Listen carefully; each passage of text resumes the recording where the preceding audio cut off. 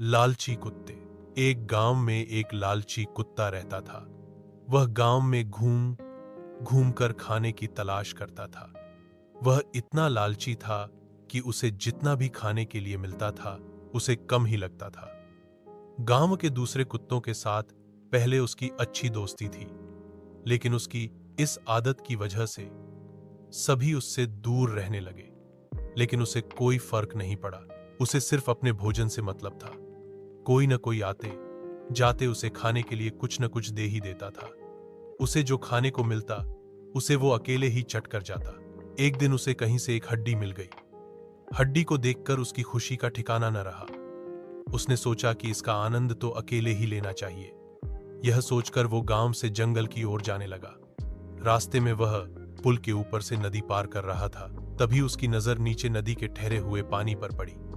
उस समय उसकी आंखों में सिर्फ हड्डी का लालच था। उसे यह भी पता नहीं चला कि नदी के पानी में उसका ही चेहरा नजर आ रहा है। उसे लगा कि नीचे भी कोई कुत्ता है जिसके पास एक और हड्डी है। उसने सोचा कि क्यों न उसकी भी हड्डी छीन लूं तो मेरे पास दो हड्डियां हो जाएंगी। फिर मैं एक साथ दो हड्डियों के मजे से खा सकूंगा। ऐसा सोचकर वह जैसे ही पानी में कूदा, उसके मुंह से हड्डी सीधे नदी में जा गिरी। मुंह से छुटकर हड्डी के पानी में गिरते ही कुत्ते को होश आया और उसे अपने किए पर पछतावा हुआ। कहानी से सीख। इस कहानी से हमें यह सीख मिलती है कि हमें कभी भी लालच नहीं करना चाहिए। लालच करने से हमारा ही नुकसान होता है।